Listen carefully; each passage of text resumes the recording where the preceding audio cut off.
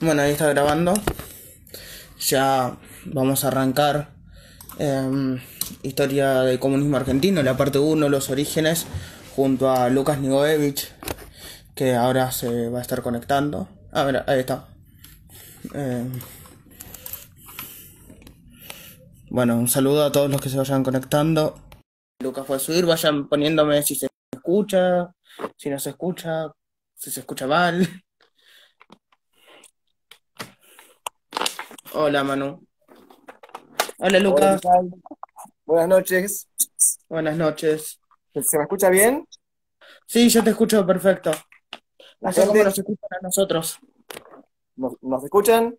Excelente. Excelente, buenísimo. Bueno, Buenísimo. cuando Bueno, vos digas, Juan. bueno, si te parece voy comentando un poco, ¿no? Nada, decir que como comunistas argentinos vimos la necesidad de hacer este ciclo de charlas porque entendemos la necesidad de analizar nuestra historia, de comprenderla, de tomarla enteramente con nuestros aciertos y con nuestros errores. Porque como puso Lucas en la presentación que hicimos ahí en el flyer, de otra manera no vamos a poder saber ni siquiera qué errores y qué aciertos tuvimos. Eh, Analizar nuestra historia es la que nos va a ayudar a comprender eso, nos va a ayudar también a reconstruir episodios importantísimos de la lucha obrera y popular que nos va a estar comentando Lucas, es la que nos va a evitar volver a caer en discusiones resueltas y también es la que nos va a dar la fuerza para tomar nuestras banderas y levantarlas bien en alto. ¿No? Finalmente el objetivo es abrirnos los caminos para las nuevas luchas que se vienen. También decir que no podemos contar 100 años de historia, más de 100 años de historia, en una hora. Y por eso lo dividimos en etapas. Así que hoy Lucas nos va a hablar de los orígenes, ¿no? La interna del Partido Socialista, eh, la fundación del Partido Comunista, la bolchevización y el golpe fascista de 30. Así que, Lucas, por cierto, una pequeña aclaración. Hoy vamos a hablar específicamente de esto, así que pedir que las preguntas vayan dirigidas hacia los temas que se hablan. Cualquier otra pregunta por privado o para otro vivo. Nada, Bien. ahora sí, Lucas, te cedo enteramente la palabra. Bueno, ¿qué tal, Juan? Hola, gente. Muchas gracias por la invitación, antes que nada. Y bueno, para contar un poco la historia del comunismo argentino, primero hay que dar un panorama general de lo que fue el Partido Socialista.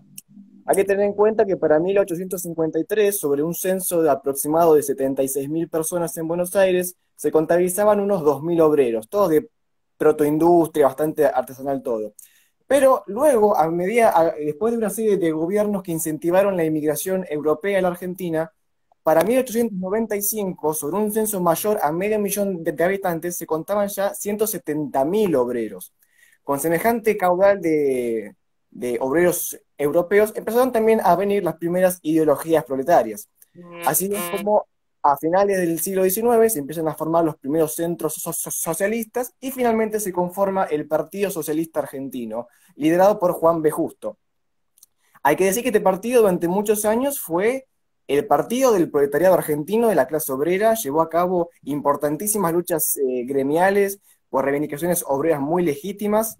eh, pero lo que sí es cierto es que a principios del siglo XX empieza a haber una interna del Partido Socialista que no solamente se da acá, sino que se da en el movimiento socialdemócrata del mundo entero, que tiene su correlato aquí.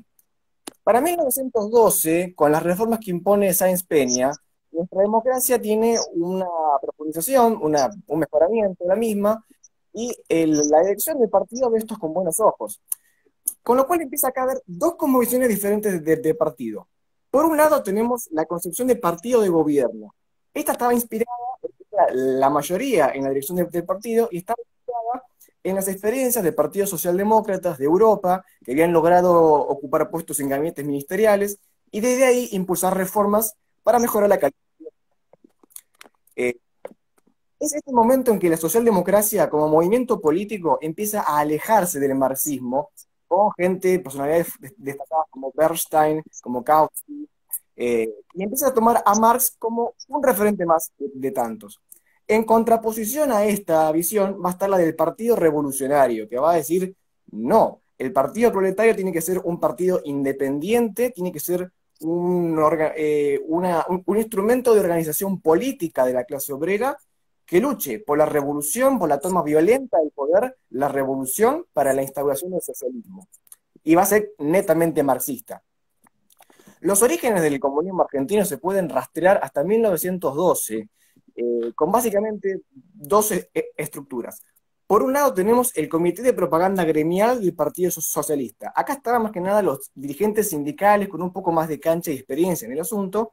Y por otro tenemos el Centro de Estudios Carlos Marx, donde se juntaban los jóvenes intelectuales de esta ala, esta facción marxista, revolucionaria, internacionalista, como se le quiera llamar, eh, que era más bien, digamos, un espacio de reflexión teórica. Acá cabe destacar a un joven, muy joven, Rodolfo Scioldi. Cuando digo muy joven, digo 20 años, ¿sí? Era un pendejo muchacho, pero que Sí. realmente tenía un nivel de producción teórica muy interesante, era un cuadro muy formado. Mientras que en el comité de propaganda teníamos a gente como Penelón y otros que tenían un poco más de experiencia política. Nota de color. En este año, 1912, Victoria Codovila, quien va a ser luego secretario general del partido y su figura central durante mucho tiempo, no va a estar porque él nace en Italia y llega a la Argentina recién a finales de 1912, con lo cual en estos primeros momentos del comunismo argentino, él, pero apenas llega, se suma a la Federación de Juventudes Socialistas, que era del palo marxista, y se junta directamente con esta gente, especialmente con Rodolfo Scioldi, quien van a ser mejores amigos por siempre.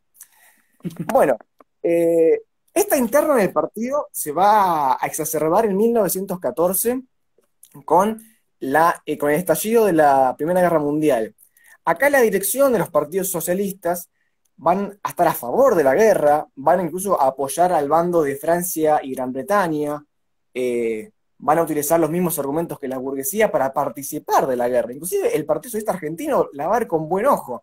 Esto también porque en aquel entonces el PS era opositor a Irigoyen, que era neutral en la guerra, y garpaba, digamos, electoralmente, pero era una tradición más elemental a los principios socialistas. Acá, los marxistas de Argentina y del mundo entero se van a oponer tajantemente a la guerra, van a decir, no, esta es una guerra entre imperios, las burguesías de los países imperialistas quieren hacer una nueva repartición colonial del mundo, y van a usar a la clase obrera como carne de cañón. Ni en pedo apoyamos esto. Entonces los marxistas del mundo entero van a sostener una postura abiertamente pro-paz, anti-guerra. Esto va a ser tajante. Llegamos a 1917, acá van a empezar a pasar muchas cosas. Primero, para los que no saben, en febrero del 17 empieza la Revolución Rusa, en febrero con un gobierno de características burguesas, liberales, con un gobierno de transición liderado por Kerensky, pero también un buque argentino va a ser hundido por fuerzas alemanas, con lo cual el Partido Socialista, junto con los conservadores y una parte de los radicales, van a apoyar la ruptura de relaciones con Alemania, y básicamente sería como casi meternos en la guerra. Los marxistas van a estar totalmente en contra de esto, van a decir, no, no queremos ir a cagarnos a tiro con los alemanes. Y llegamos al mes de abril del 17. Este mes va a ser muy importante, porque van a pasar dos cosas centrales en Argentina. En muy curiosa coincidencia con las famosas tesis de Lenin, las tesis de abril de Lenin, acá va a pasar, por un lado, el tercer Congreso Extraordinario Socialista, donde el Partido Socialista va a adoptar una postura favorable a la facción marxista, en contra de la guerra, a favor de la paz, a favor de los maximalistas rusos, que era como se les decía a los bolcheviques de Lenin. Por supuesto, la dirección del partido no va a reconocer este Congreso, lo va a llamar divisionista, antidemocrático, como siempre, que se Sí. acusan todo esto. Lo cual antidemocrático no era. O sea, se le puede acusar de todo, pero si uno ve el periódico La Vanguardia, histórico periódico del socialismo, se ve que el debate del Congreso Extraordinario se fue dando comité por comité, barrio por barrio, fue realmente muy democrático. Así que democrático, eso sí, sí que fue. También en abril va a salir el primer número del periódico La Internacional. Este periódico, o sea, vos pensás que hoy en día un grupo de pibes, así estén afiliados o no a un partido, si quieren bajar línea, ¿qué hacen? Y llaman un perfil de Instagram, uno de Twitter, uno de Facebook y bajan línea por ahí. Como no había Instagram en 1917, decimos, bueno, ¿qué hacemos? Y saquemos un periódico, que no es un diario, Claro. porque el diario sale todos los días, el periódico es cuando se puede. La Internacional va a funcionar como un órgano de unificación ideológica de toda esta facción marxista dentro del Partido Socialista. Y va a ser tan importante que fundado el nuevo partido, va a ser el órgano oficial del comunismo argentino hasta 1936. Bueno, llegamos a noviembre del 17, por supuesto, están las discusiones si el Congreso sí, Congreso no, son un comité pro defensa del Congreso, toda la bola. El 7 de noviembre del 17, Lenin y los bolcheviques toman el poder en Rusia, Lenin declara todo el poder a los soviets, revolución socialista y gran quilombo. Esto, por supuesto, exacerba al máximo la interna del Partido Socialista y la facción marxista, revolucionaria, internacionalista es finalmente expulsada del partido. Chau, nos vimos. Inmediatamente esta facción llama a un congreso para fundar un nuevo partido los días 5 y 6 de enero de 1918. Esos días se juntan en el Teatro Verdi de La Boca, los delegados, eran más de 100, y acá se empieza, primero, bueno, por supuesto se acusa al Partido Socialista de todo lo acusable, de abandonar el socialismo, o sea, de todo. Le faltó decirle que eran satánicos un poco más, ya están. Se empieza a conformar la dirección, o sea, lo que va a ser la dirigencia comunista de los próximos años. Para destacar algunos nombres, tenemos a Luis Emilio Recabarren, el cual no solamente es un fundador del Partido Nuestro, sino que además es un fundador del PC chileno, por los países fundando partidos comunistas. Un crack el muchacho. Sí. Recabarren es más chileno que argentino, después vuelve a Chile, hace su carrera política allá, pero bueno, todos le debemos mucho al camarada Recabarren. Otro va a ser José Fernando Penelón, el cual va a ser la cabeza visible de la primera gran fracción del partido que se va a sufrir a final de la década del 20. Y después tenemos, por supuesto, la dupla Codoglia y Scioldi. Bueno, ¿cómo llamamos al nuevo partido? Penelón y compañía abogaban por la propuesta de Partido Socialista Revolucionario. Pero en la asamblea salió elegido el nombre de Partido Socialista Internacional, remarcando el carácter internacionalista de la lucha obrera, de la solidaridad de los trabajadores de todo el mundo.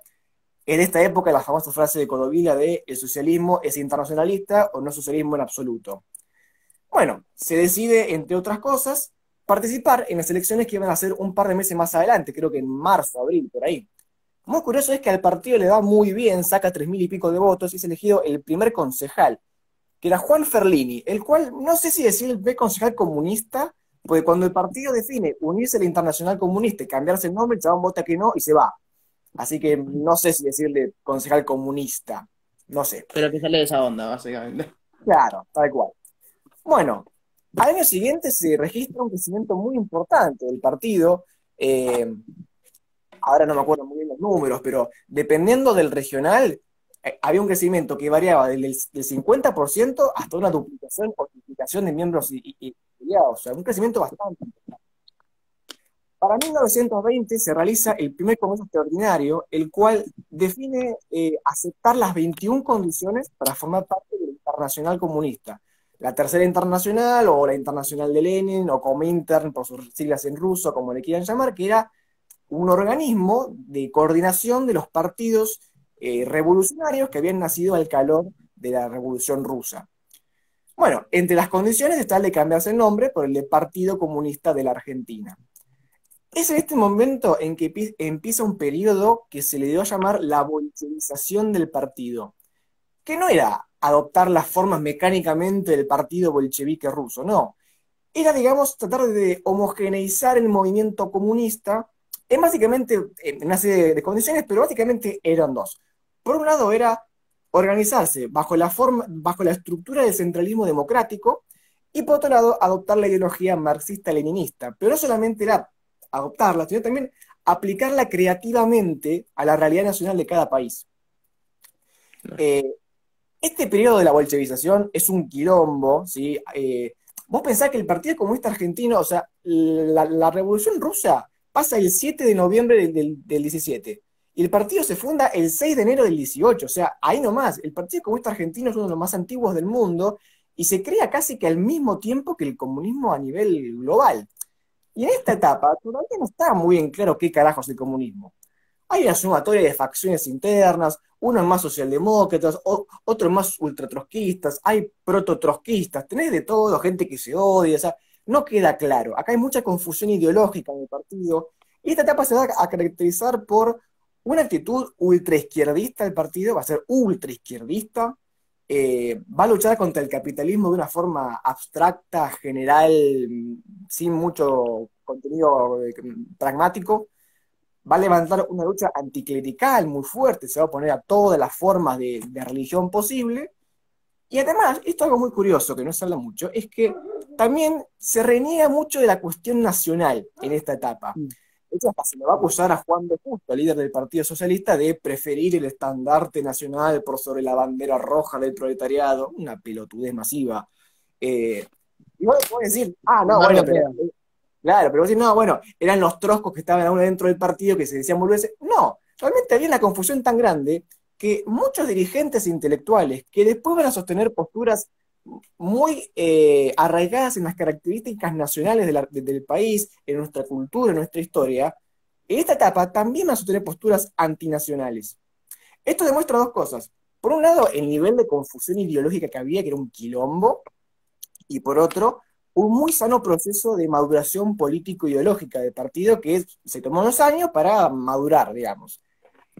Bueno, el proceso de la bolchevización arranca en el primer tiempo en base a un debate, si adoptar o no un programa de reivindicaciones inmediatas. ¿Qué era esto? Está todo muy bien, muy bonita la lucha por el socialismo, la revolución, un mundo mejor, qué bonito, pero tengo que comer hasta entonces. Tipo, estaría bueno, digo, no sé, pelear por un aumento salarial, reducción de la jornada laboral, reivindicaciones sindicales, de cosas mínimas. O sea, me encantaría el mundo ideal, pero tengo que vivir para verlo. Claro. Bueno, los sectores ultraizquierdistas van a decir, no, esto distrae de la lucha general revolucionaria, es claudicante, boludeces. En esta parte de la década del 20 se van a dar una serie de extracciones, el partido se va a ir depurando de los elementos que son muy poco representativos de nuestra ideología, vamos a mencionar solamente los más importantes. A principios de la década del 20 en Europa se da un proceso en que el fuego de la guerra mundial ya terminada digamos, la oleada revolucionaria generada por la Revolución Rusa empieza a apagarse. Esto da lugar a que la burguesía y los gobiernos europeos inicien una contraofensiva represiva muy fuerte contra el comunismo y los partidos recién formados, una contrarrevolución muy grande, esto sumado a la guerra civil rusa, todo el quilombo, con lo cual muchos partidos comunistas europeos van a plantear la necesidad de un frente único con la socialdemocracia para resistir esa ofensiva reaccionaria. Algunos acá en Argentina van a querer trasladar mecánicamente esto como si pasara lo mismo en Europa que acá, se le va a llamar los frentistas, todo que llamar un frente con el Partido Socialista, totalmente fuera de contexto, fuera de lugar y totalmente desubicado. Esta gente le dicen no, ni en pedo, se termina yendo todo del partido y todos vuelven al Partido Socialista. Allá ellos, sean felices. Llegamos después a 1925. Este año va a ser bastante complejo. ¿Por qué? Porque lamentablemente acá la cosa ya avanza a un grado de violencia importante. El primer muerto del partido es un camarada que fue detenido por la policía en una actividad partidaria de agitación. Lo mantienen en la terraza de la comisaría durante toda la noche y muere de hipotermia. Pero el segundo muerto del partido es un asesinado en un congreso partidario. Llegamos a 1925. Se convoca un congreso, el séptimo congreso, paréntesis. Vos fíjate que de 1918 a 1925 hay 7 congresos partidarios. Eso ¿Qué te iba ganas a de decir. debate que tiene esta gente? Sí, sí, eso te iba a decir. En el medio de todo esto, aparte no se funda la Federación Juvenil Comunista. En el medio de todo eso pasa. Lo que hace la FEDE es retomar la identidad de la Federación de Juventudes Socialistas, diciendo, retomamos esa lucha socialista revolucionaria, le cambian un poquito el nombre y dicen, ya fue, sale la Federación Juvenil Comunista o la FEDE, de manera amigable, cuyo uno de sus principales dirigentes de la primera etapa va a ser Orestes Gioldi, hermano de Rodolfo. Bueno, se convoca un congreso al séptimo para el 26 de diciembre de ese año, un día después de Navidad. En este entonces empezaba a haber medio un quilombo, porque se empezaba a gestar una fracción por izquierda del partido ultraizquierdista que se los denominó los chispistas. ¿Por qué? Porque se aglutinaban en torno a una publicación llamada La Chispa, en supuesto homenaje a la Iskra de Lenin, que significa chispa en ruso, un periódico que Lenin publicaba en la época de la clandestinidad en Rusia, que estaban en contra del programa de reivindicaciones inmediatas, eran gente de ultra mega izquierda. Y ya se sabía de que podía haber quilombo en este congreso, o sea, los meses previos se decía, che, guarda, acá se puede pasar algo feo. Entonces la dirección del partido empieza a tomar ciertas medidas de seguridad. Bueno, a sabiendas de que la cosa se iba a poner medio peluda, la policía estaba en las inmediaciones del Congreso. Cuando se estaban haciendo las acreditaciones para entrar al mismo, algunos chispistas se empiezan a quedar afuera. Esto avanza en discusiones, avanza en peleas, avanza en puteadas, avanza en piñas y terminan a los tiros, literalmente. Lamentablemente, en esta ocasión muere asesinado el camarada Enrique Müller, un pibe muy joven, que era el secretario general de la Federación Juvenil Comunista en aquel entonces, y que lamentablemente, hay que decir, su crimen quedó impune y no se esclareció jamás. Nunca hubo una investigación seria al respecto, no se supo bien qué pasó. No obstante, hubo un señalado como culpable, que pasó un tiempo preso, pero que ante la falta de pruebas y de investigación lo soltaron al poco tiempo, llamado Modesto Fernández, quien era uno de los chispistas, que fue uno de los dos chispistas que en este quilombo salió herido con heridas cortantes. Fernández era un español nacionalizado argentino, que era parte de este grupo ultraizquierdista, y como te digo, hubo muchas versiones del hecho sobre lo que pasó, nunca hubo una investigación seria, pero las pocas pruebas que hubo y algunos testimonios por lo menos lo dejan mal parado, mínimamente. Una primera versión la va a titular el periódico del partido, que va a decir el camarada Müller asesinado por un sicario de la burguesía. Bueno, esto no se va a sostener con nada, porque la burguesía no es una persona, un ente monolítico que va y contrata sicarios, y en todo caso, si eso hubiese sido así, no habría matado a Müller, que era un dirigente de segunda categoría, hubiese matado a alguien de la dirigencia del partido. Claro. La versión que más parecería apegarse a lo que tal vez pasó y que aporta un poco más de elementos a la investigación es la que da el corresponsal de la Internacional Comunista cuando manda un informe al Comité Ejecutivo contando sobre los hechos. Este cuenta que Fernández era uno de los chispistas que sí pudo entrar al Congreso y que cuando se empezó a armar el quilombo afuera y el quilombo pasó adentro, el tipo, estando en un palco, a un costado, habría sacado un arma, apuntado hacia el presidium. El Congreso estaba presidido por Penelón y el presidium estaban Sciolli, Codovila, Kuhn, un tipo más que no me acuerdo y creo que otro más. No, solamente eran cuatro, no me acuerdo cuál era el cuarto. Según el corresponsal, el tipo apunta hacia el presidium, o sea, donde está Codovila, Sciolli y compañía. Esto es avistado por una camarada, una compañera mujer que lo ve, evita que dispare, forcejea con él y Fernández intenta darse a la fuga por una escalera lateral. Es en ese lugar donde se enfrenta con Müller, que le dice que baje el arma, que la corte, y Fernández ahí le efectúa dos disparos. Uno a la cabeza que falla y uno al pecho que le da.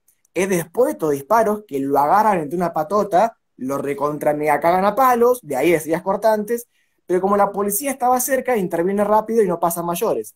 Lamentablemente Müller muere en la ambulancia camino al hospital por un disparo en la aorta, en el corazón.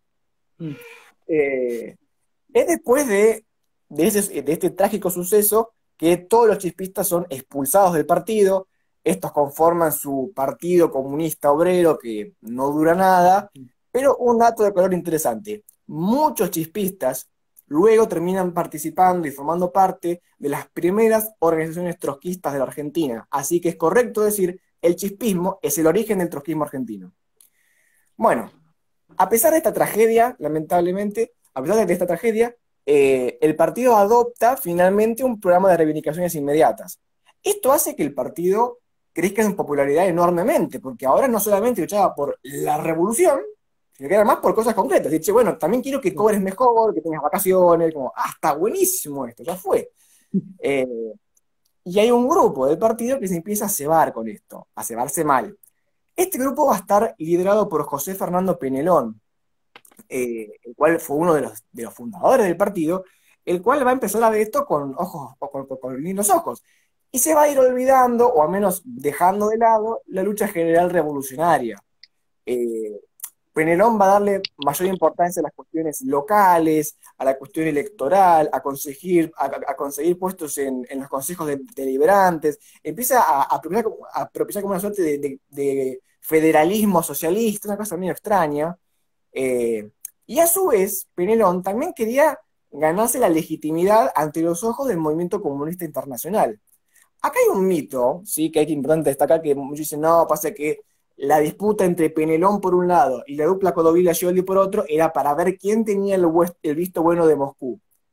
No, no, a ver, claramente la parte internacional jugaba un rol importante en esto, pero no era por eso, ¿sí? La disputa era interna del partido y tenía su correlato en la representación internacional, porque está esto de que dicen, no, bueno, Penelón tenía la suya, pero como Sciolli era el más prosoviético, los soviéticos le dieron el visto bueno a él. A ver, datos de vital importancia para entender esta trama. Penelón es el único argentino que conoció personalmente a Lenin, y es el único argentino que fue condecorado como coronel del Ejército Rojo, porque él estuvo en la Guerra Civil Rusa. Entonces, esto no es un tema de quién era más prosoviético, porque todos tenían en buena vista la Revolución Rusa. No, no pasaba por ahí. Era cuestión sobre qué programa político se llevaba a cabo. Penelon se estaba cada vez alejando más de los principios medio elementales del marxismo, y cuando viene Scholli dicen, loco, este chabón nos va a cagar, se está haciendo por derecha, y mientras que hacían una labor en el conflicto interno, también viajaban mucho a la Internacional Comunista, a Moscú, y decir, che, ojo con José que nos quiere que va para otro lado, nada que ver. Bueno, finalmente la disputa interna termina favoreciendo a la dupla Codovilla-Sciolli, Penelón es expulsado del partido, y esta es la primera fracción de peso, esta es la que realmente duele al partido. El tipo se lleva mucha gente con él, se lleva locales partidarios con él, realmente es una fracción jodida. El chabón forma su partido comunista de la región argentina, que luego cambia por el nombre de Concentración Obrera. Ah, Este sí. partido no dura un pedo en la canasta, es más, ni siquiera se sabe cuándo dejó de existir porque se fue diluyendo solo, y muchos militantes después volvieron al partido, en definitiva. Mm, Perdón, se me seca la garganta. Bueno, depurado ya el partido de sus elementos tanto por derecha como por izquierda, que eran, digamos, los que más ruido hacían, llegamos a un momento bisagra en la historia del partido, que es 1928. Acá se produce el octavo congreso partidario, el cual es un congreso fundamental, porque acá es donde culmina el proceso de la bolchevización. Acá es donde empiezan a hacer el comunismo argentino tal y cual lo conocemos hoy. Porque en gran medida, salvando las infinitas distancias que lleva a ser un congreso de hace 92 años, ¿sí? Salvando las distancias, el octavo congreso mantiene un nivel de vigencia espectacular y muestra un grado tremendo de maduración político-ideológica y de una gran lectura de la realidad argentina y una aplicación creativa del marxismo-leninismo. Acá el Partido Comunista abandona el anticapitalismo abstracto, deja de pelear contra un capitalismo general e intrascendente y le pone nombre y apellido a los problemas de la Argentina. Define que la Argentina, basándose mucho en la doctrina, de hecho, agarran el texto de Lenin, imperialismo, fase superior del capitalismo, y hacen un estudio profundo de él, y definen que la Argentina es un país capitalista pero dependiente, que a veces incluso neocolonial, dependiendo del caso. Que el principal problema es que el proceso que dio vida a nuestra nación política, que fue la Revolución de Mayo de 1810, no pudo completar las tareas democrático-burguesas. ¿Por qué? Porque parte de quienes llevaron a cabo esa revolución son también el lastre que aún tenemos al día de hoy, que es la clase terrateniente, los famosos oligarcas, la oligarquía, que se va a decir que el problema es la extrema concentración de la tierra, una tierra muy rica, que realmente produce un montón, y que encima esta oligarquía es una clase no burguesa parasitaria. ¿Por qué? Porque no adquiere sus ganancias de la apropiación de plusvalía de un producto agroindustrial, sino de la renta diferencial de la tierra. Hablando, resumiendo mucho como para bobos, esto es hacer que la tierra haga guita sola. La famosa fórmula de la sociedad rural de un argentino cada 4 vacas. ¿Esto qué produce? Primero, no produce mano de obra, en lo más mínimo. Segundo, produce una migración interna de los campos a las ciudades. Como no produce mano de obra, no produce industria. Como no produce industria, hace que la sociedad argentina sea una sociedad más bien de servicios y no de industria. O sea, es una mierda. O sea, de los capitalismos posibles, es de los peores. Acá vemos una maduración política donde el partido empieza a poner las cosas más en claro sobre qué es lo que está pasando. Entonces va a definir el carácter, el tipo de revolución por la que tiene que luchar el pueblo argentino. que la define como una revolución democrática, agraria, antiimperialista, con vistas al socialismo. Democrática, porque dice, sencillo, a ver, nuestra nación política no pudo terminar aún las tareas democrático-burguesas de nuestra revolución de independencia. No se terminaron todavía.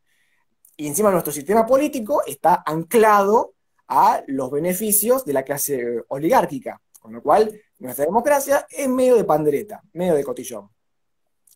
Por otro lado, agraria, como ya dijimos, no se puede resolver los problemas de la Argentina sin resolver el problema del campo. Mientras que tengamos una extrema concentración de la tierra en muy pocas manos que no generen ni siquiera un trabajo agroindustrial, sino que hagan de la tierra que es súper rica en minerales y en todo, es imposible pensar en una Argentina que sea económicamente independiente. Es imposible. Por otro lado, por supuesto, antiimperialista, porque por más de que yo haga la reforma agraria, reparta la tierra en campesinos y avance en la democracia, mientras que tengamos la pata y el imperialismo de turno, es imposible construir una Argentina políticamente soberana. A ver, le tiro un par de tips a los amigos peronistas para que digan, ¡ja, qué lindo esto! Por supuesto, esta sería como la fase primaria para la construcción del socialismo en Argentina. O sea que la revolución, el proceso revolucionario, no arrancaría de cero. No están desarrolladas las fuerzas productivas, no están desarrolladas las relaciones sociales, o sea, no tenemos con qué empezar una producción, o sea, una revolución socialista de cero. Necesitamos una base con la cual arrancar una fase primaria del proceso revolucionario. Es con este congreso y con esta definición de la revolución necesaria y de la Argentina en que el partido de a poco va a empezar a dejar de lado las posturas sectarias. Porque todo esto de el capitalismo, el anticapitalismo abstracto, hacía que el partido decía, soy yo el más capito de todos y hago la que sea. Esto llevó a que, por ejemplo, el partido fuese recontra opositor a los gobiernos radicales, Irigoyen, Alvear e Irigoyen II. No digo que no había motivos para ser opositor. El gobierno de Irigoyen, como el partido mismo luego va a calificar bien, va a ser un gobierno contradictorio, complejo, con distintas fuerzas, donde va a haber un sector democrático, popular, progresista, pero por otro, un sector conservador, reaccionario y hasta oligárquico. O sea, no nos olvidemos que con los gobiernos de Irigoyen pasó la Patagonia Rebelde y la Semana Trágica, donde se masacraron obreros. Entonces, era lógico que un comunista, más en la época de pura confusión ideológica, y no le gustara mucho el peludo de Irigoyen. No Te obstante, interrumpo un segundito. sí, Nos están diciendo que hay momentos en los que se te tapa el micrófono, y lo noté. ¿Puede ser que cuando vayas para atrás no te llegue a tomar todo el audio? Porque es se te escucha posible, más bajo. voy a tratar de estar un poquito más adelante. Entonces, Dale.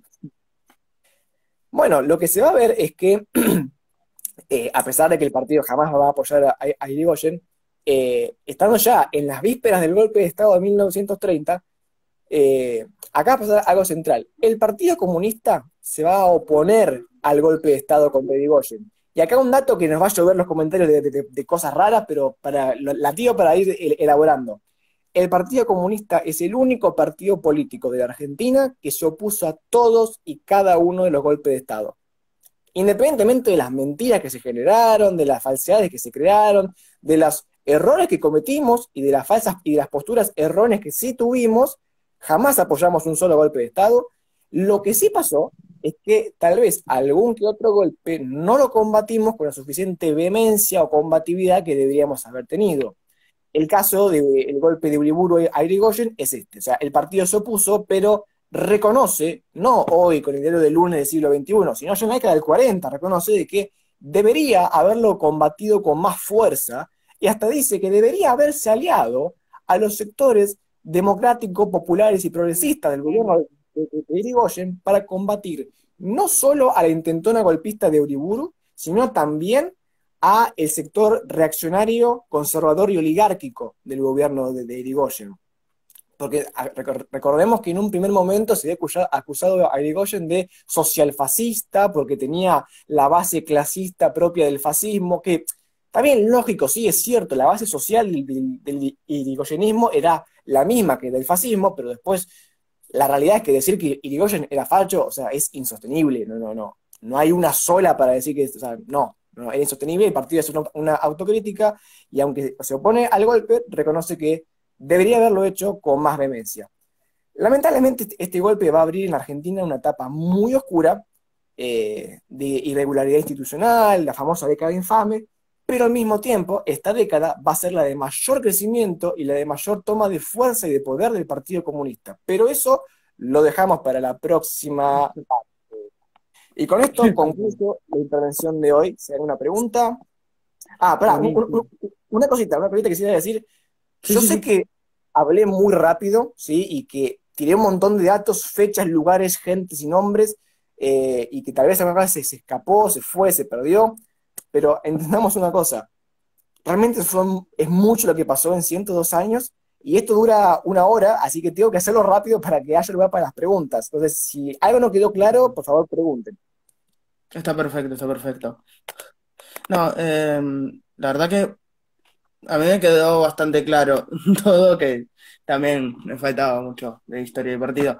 Digo para que, para los que entraron recién, como Cande, Fran, etcétera, esto va a estar tanto en IGTV como en YouTube la semana que viene. O sea, en IGTV hoy cuando terminó Se Vivo y la semana que viene en YouTube.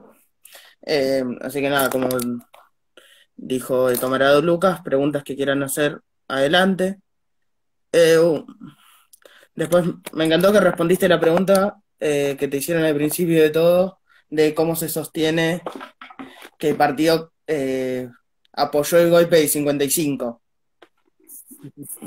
No, no. A ver, eso lo vamos a hablar en el próximo encuentro. No, miento, perdón, En el otro, en el tercero, en el me tercer equivoqué. encuentro. En el tercer encuentro vamos a hablar sobre ese golpe. El partido no lo apoyó, de hecho todo lo contrario, el partido hasta quiso evitar el golpe con armas, Sí, ¿sí? eso lo estaba leyendo el otro día en en la biografía de Jorge Pereira. Ujú. Sí. Lo contaban. No, sí. Bueno, En la de Codoglia creo que también lo dicen. La sí, biografía que sí, habían hecho de Codoglia. hay un montón de fuentes para corroborar esto. A ver, que el partido no se lleva bien con el peronismo es algo lógico, pero es algo bastante fácil de saber. Pero también hay mucho mito al respecto. El PC, aunque se diga lo contrario, no tuvo una actitud gorila, no apoyó jamás ese golpe de Estado. Y repito, en el tercer encuentro lo vamos a hablar muy de lleno esto. Buenísimo.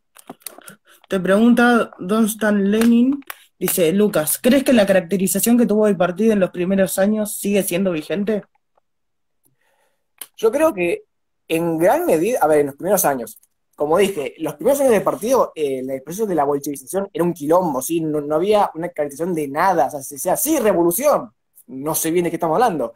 Si hablamos de lo que se hizo a partir del octavo Congreso de 1928, que es elaborar la tesis de la Revolución Democrática Agraria Antiimperialista, yo creo que en gran medida, sí, en gran medida sigue siendo vigente, por supuesto, ayornando a la realidad de hoy. Cambió mucho la Argentina de 1928 a 2020, claramente, pero sí creo que es todavía en gran medida vigente porque los problemas de nuestra.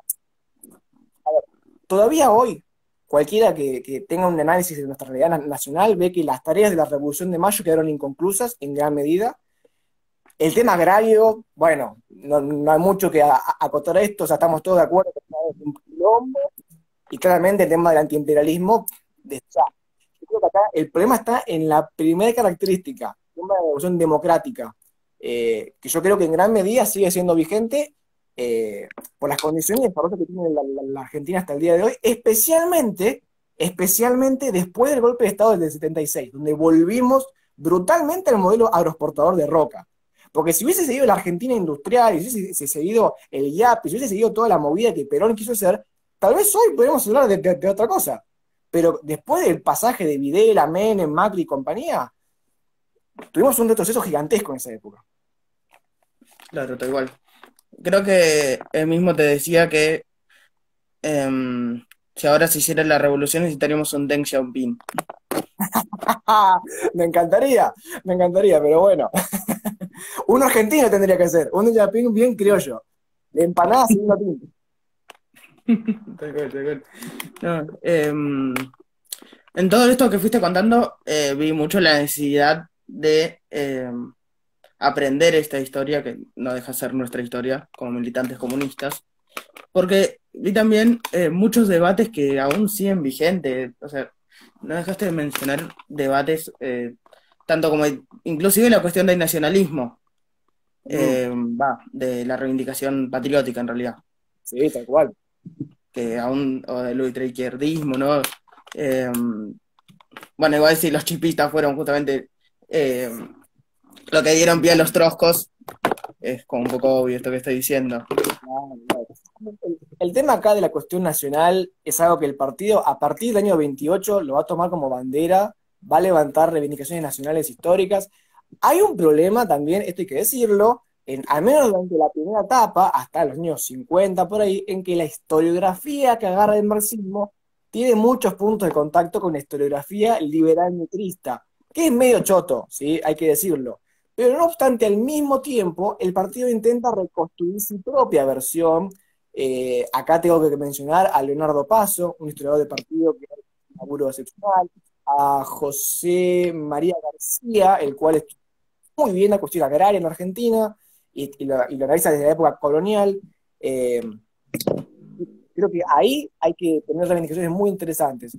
Un dato ¿A que yo vos, quisiera Miguel, también? aprovechar para, ya que se nos está acabando el tiempo, para recomendar un par de lecturas con respecto a esta primera Dale. etapa. Por un lado, a ver, entender algo.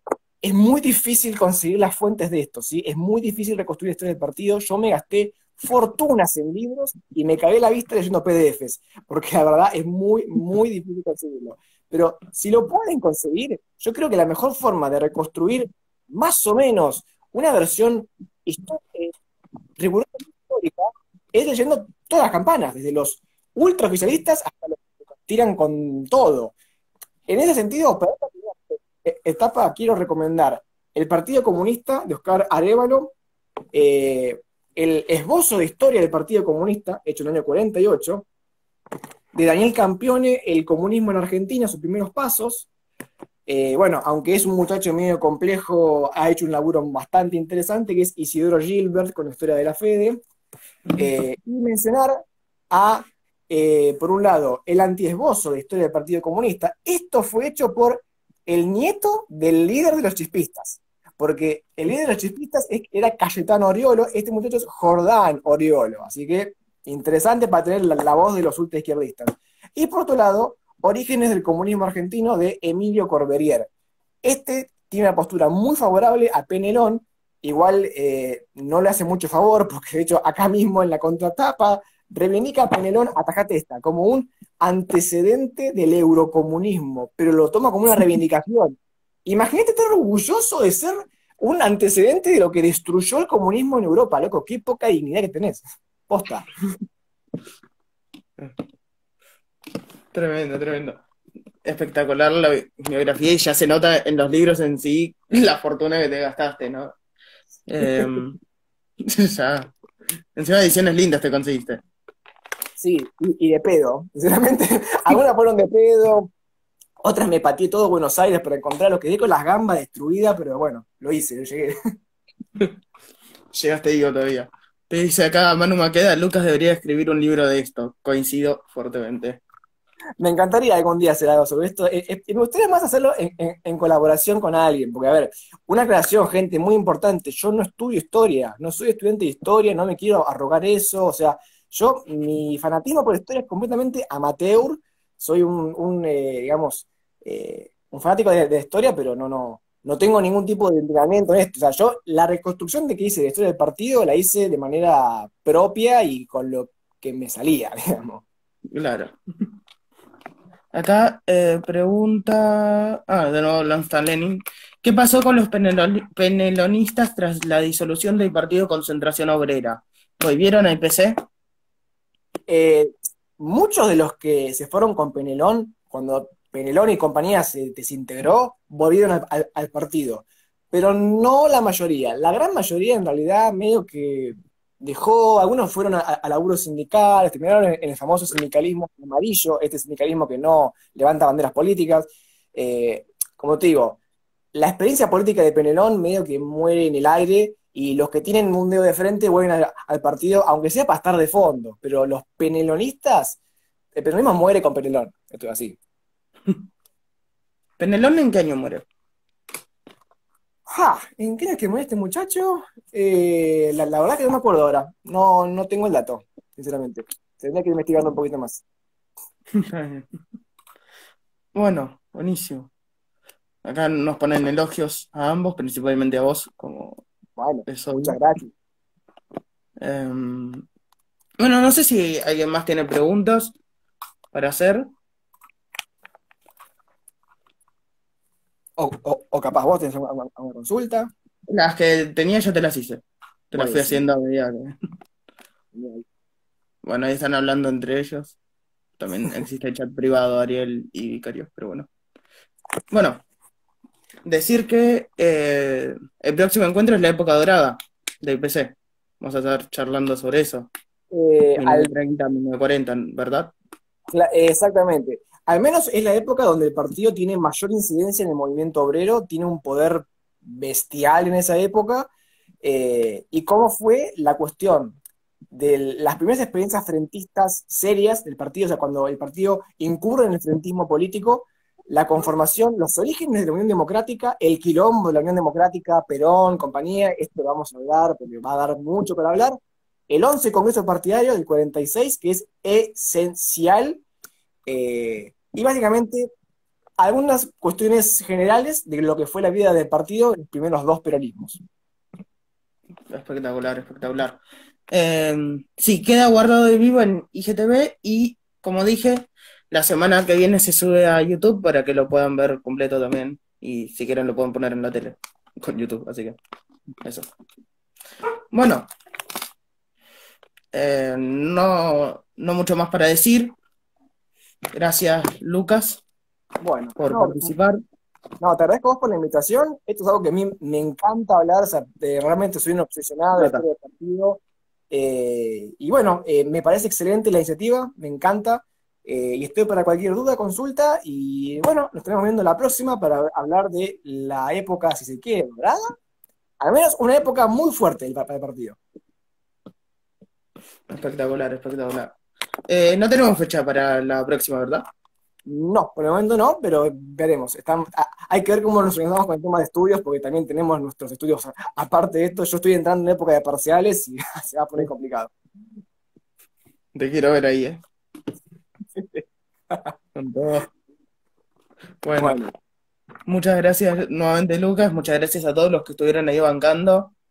Eh, así que eso. Nos vemos dale. la próxima. Hasta la próxima, gente. Nos vemos. Cariños. Chao.